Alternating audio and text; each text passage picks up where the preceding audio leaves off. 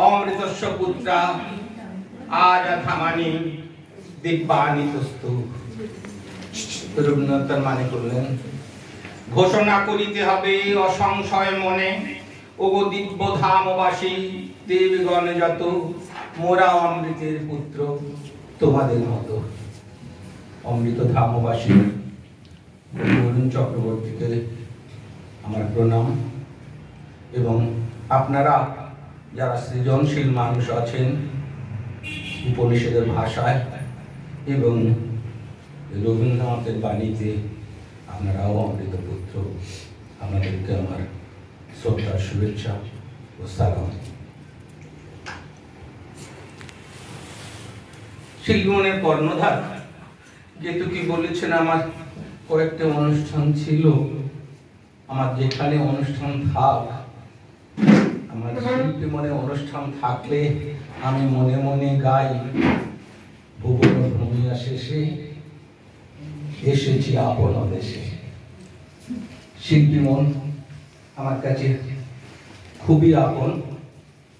তার কারণ শুধু একটি প্রতিষ্ঠান বলে নয়, মানুষের মধ্যে যেমন আত্মা না থাকলে মানুষ বাঁচে না, তেমনি শিল্পী মনের যে তিনজন কর্ণধার, আমরা তো যারা উপদেষ্টা বলা হয় ওই নৈবেদ্যের ডালের কলার মতন আর কি, রাখলে থাকি না হলে পড়ে যাই, সুতরাং আমাদের আলাদা কোনো অস্তিত্ব নেই। তো এদের তিনজনকে আমি সত্যি সত্যি বলার জন্য বলা নয়, তার উদাহরণস্বরূপ বলি, শান্তিনিকেতনে ওরা যে 5 দিন অনুষ্ঠান করলো, 3 দিন কলকাতায়, 2 দিন শান্তিনিকেতনে, আমার সঙ্গে দিক যাচ্ছে, তার দিক আমার হঠাৎ প্রশ্ন করলো, যেটু থাকবে কোথায়? আমি বলি, বাবা রেলে চড়লে রেল জোরে যাচ্ছে না আস্তে যাচ্ছে এ নিয়ে আমার কোনো মাথা ব্যথা থাকে না, আমি বললেও রেল যেমন যাবে, না বললেও তেমন যাবে। সুতরাং শান্তিনিকেতনে যাচ্ছি, তোর বাবা মা থাকছে, তারপরেও আমার জিজ্ঞেস করতে হবে যে আমি কোথায় থাকবো, কি করব? আমি তোর বাবা মাকে রেলের মতনই বিশ্বাস করি। এদের সঙ্গে আমার সেই আত্মিক টান। কিছুদিন আগে হলদিয়াতে আমি কেতকী এবং অমিত কাশ্যপ বলে একজন কবি আছেন, আমার জিজ্ঞেস করলেন, পাত্রদা আমরা শত্রু বেশি না বন্ধু বেশি? তা আমি বললাম, বোধহয় প্রথমটা, কিন্তু সে নিয়ে আমি ভাবি না। আমি শুধু দিনের শেষে ঘুমের দেশে যাওয়ার আগে ভাবি আমি আমার কাজটা ঠিকঠাক করেছি কিনা, সংসারে, সমাজে এবং সর্বত্র। যদি দেখি আমার কাজটা আমি ঠিকঠাক করেছি, আর আমি পৃথিবী নিয়ে কিচ্ছু ভাবি না, কিচ্ছু ভাবি না, আমি থাকি আমার শর্তে, ঠাকুর পৃথিবী অন্য করতে, আমি এনে কিচ্ছু ভাবি না। তো যেখানে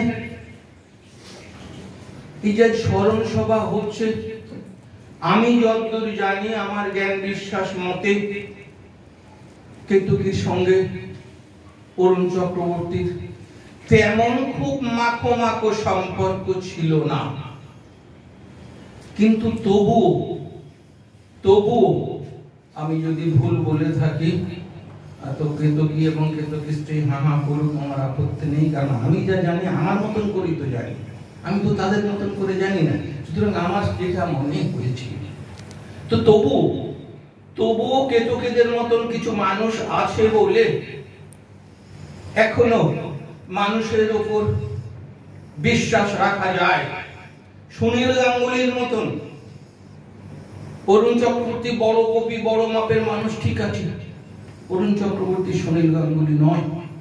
সুনীল গাঙ্গুলির মৃত্যুর পরেও সাথী গাঙ্গুলি দুঃখ করে বলেছিল, সুনীল যতদিন বেঁচে ছিল কত মানুষ আসতো, শ্রদ্ধা জানাতো, কিন্তু আজ আর কেউ আসে না, শ্রদ্ধা জানায় না। কিন্তু কেতকীদের মতন কিছু মানুষ আছে যারা অ্যানশিয়েন্ট মেরিনার কোলরিজের কথার মতন, water everywhere not in drop to death. চারিদিকে মানুষ মানুষ মানুষ, কিন্তু সত্যিকারের বিশ্বাস করার মতো মানুষ, আস্থা রাখার মতো মানুষ যত দিন যাচ্ছে কমে যাচ্ছে। এদের মাঝখান থেকে কিছু মানুষ মরুভূমিতে মরুদ্যানের মতন আছে। এরা সেই বিরল প্রজাতির মানুষ। এদেরকে আমার কুর্নিশ। অরুণ চক্রবর্তীর সঙ্গে আমারও মাখো সম্পর্ক ছিল না, কিন্তু একটা সম্পর্ক ছিল, এবং সেই সম্পর্কটা বহুমাত্রিক সম্পর্ক। অরুণ চক্রবর্তীর সঙ্গে প্রথম আমার আলাপ 2013 হলদিয়া লক্ষণ শেঠের তমালিকা পান্ডা শেঠের অনুষ্ঠানে। রাত তখন 10টা হবে। আশিস মিশ্র ওদের অন্যতম সংগঠক, আমার ঘরে অরুণ চক্রবর্তী হয়ে উঠে আমার ঘরে একজন স্থূলকায় লোক ঢুকিয়ে দিয়ে বললেন, পাতুদা, অরুণদা আপনার ঘরে রয়েছে। আমি দেখছি, আমি একটু খুঁতখুঁতে লোক, আমি দেখলাম একটি মানুষ আলু থালু এসে ঢুকছে, আমার সঙ্গে কখনো আলাপ নেই, জিজ্ঞেস করছে, কি কেমন আছো? আমি সরকারি চাকুরের লোক, এরকম করে সম্বোধন করছে, গায়ে একটু শিয়াল কাঁটার মতন বাঁধলো। তারপরে দেখি আধ ঘন্টা পরে লুঙ্গি পরে বেরিয়ে চলে গেলেন। 11:30টার সময় ঢুকলেন, আরো দুজন সঙ্গী নিয়ে জামা প্যান্ট খুলে লুঙ্গি পরে মাটিতেই শুয়ে গেলেন। আমি তো ভাবলাম, হায় হায়, রাত্রে ঘুম হবে তো। নিজেকে ইংরেজি একটি প্রবাদ বাক্য দিয়ে সান্ত্বনা দিলাম, no night is so long that can stop sunlight। নিজের মনে করলাম, যত অত্যাচার করুক, রাত্রি তো এত দীর্ঘ হবে না যে আজকে সকাল হবে না, সুতরাং এটা সহ্য করে যেতে হবে, কিচ্ছু করার নেই। যাই হোক, তারপরে গঙ্গা পদ্মা দিয়ে অনেক জল গড়িয়েছে, অরুণদার সঙ্গে বারে বারে আলাপ হয়েছে। তখন আর ওই যেমন বলে না অনেকে, যে এই পাপ করছিস, তোর শিমুল গাছের কাঁটা বেয়ে উপরে উঠতে হবে। একজন জ্ঞান পাপী বললো, আমার আগে তো অনেক পাপ করে গেছে, সকলে উঠে গেছে, শিমুল গাছের কাঁটা নেই। তো আমার তখন আর কি তুমিতে কোনো ব্যবসায় ঘটেনি, এবং আর কি আমার সঙ্গে দোস্তি হয়েছে। গভীর শব্দটা ইচ্ছে করে প্রয়োগ করছি না।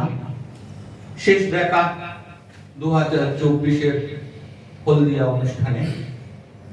তো সেখানে উনি আমার জড়িয়ে ধরে বললেন, তোমার মার্ক্সবাদ ও গীতা আমি পড়েছি, তুমি তো অন্য দর্শনের মানুষের, তোমার দর্শনকে আমি শ্রদ্ধা করি। একজন আফ্রিকান নোবেল লরিয়েট বলেছিলেন, a poet must be a good man first। আমি তার সম্বন্ধে অনেক প্রশংসা বাণী করছি না, কিন্তু he was out and out a good man, a poet must be। আমাদের অনেকে দেখবেন আর কি, দু চারটে কবিতা লিখে আমরা নিজেদের থান করে বাজাতে শুরু করি, সেটা আর কি উন্নতি করেনি। এবং বিনয় যে বিদ্যার ভূষণ, যারা কেতুকি সমেত এবং এখানে উপস্থিত আরো কয়েকজন আছেন যারা হলদিয়া অনুষ্ঠানে ছিলেন, তারা জানেন তিনি কথা বলতে বলতে বলেছিলেন, আমি মাত্র একটি কবিতা লিখেছি, আরো 9টি কবিতা লিখব, খুব বেশি দিনের কথা নয়, 1 মাসও হয়নি। এই শব্দ তিনি উচ্চারণ করেছিলেন, আরো 9টি কবিতা লিখতে হবে। তিনি একটি মাত্র কবিতা লিখেছেন। কেন এই কথা বললেন? কবিতা হলো স্মরণযোগ্য উক্তি। তার মনে হয়েছে তার একটি কবিতাই স্মরণযোগ্য উক্তি, আর কবিতাগুলো কবিতা বাচ্য হয়েছে কিন্তু স্মরণযোগ্য উক্তি হয়ে ওঠেনি।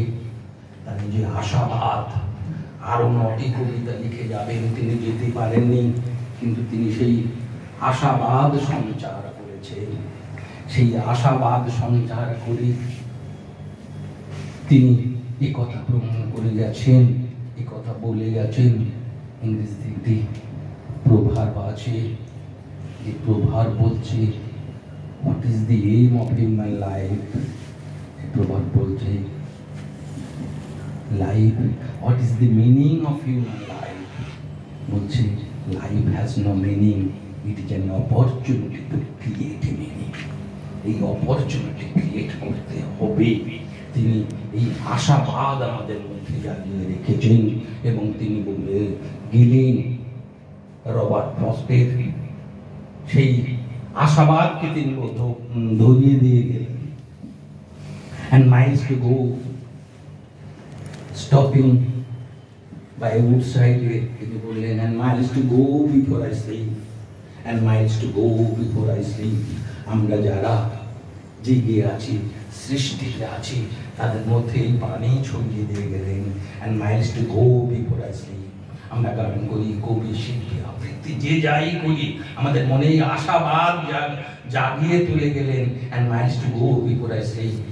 আমার যাওয়ার আগে মরে যাব দুঃখ নেই, মাইলস টু গো, এই মাইল মাইলে যেতে হবে। যার অরণ্য দাশগুপ্ত যার মানে করলেন আজও জন্তু যেতে হবে ঘুমোবার আগে, আজও জন্তু যেতে হবে ঘুমোবার আগে। এই বাণী তিনি আমাদের মধ্যে প্রথিত করে দিয়ে গেলেন। আমরা অতীত এবং ঐতিহ্যের মধ্যে একটি সূক্ষ্ম ভেদ রেখা টানি, যা যে সময় পেরিয়ে যায় তা শুধুই অতীত, আর যে সময় আমাদেরকে জাগরুক রাখে তা ঐতিহ্য। অরুণদা আমাদের ঐতিহ্য, তাকে শ্রদ্ধা জানিয়ে আপনাদের সবার হয়ে বলি, তুমি রবি হৃদয়ে মম, তুমি রবি হৃদয়ে মম, নিবিড় নিভৃত পূর্ণিমা স্বামী তুমি রবি হৃদয়ে মম। আপনাদের সকলকে শ্রদ্ধা সহযোগী।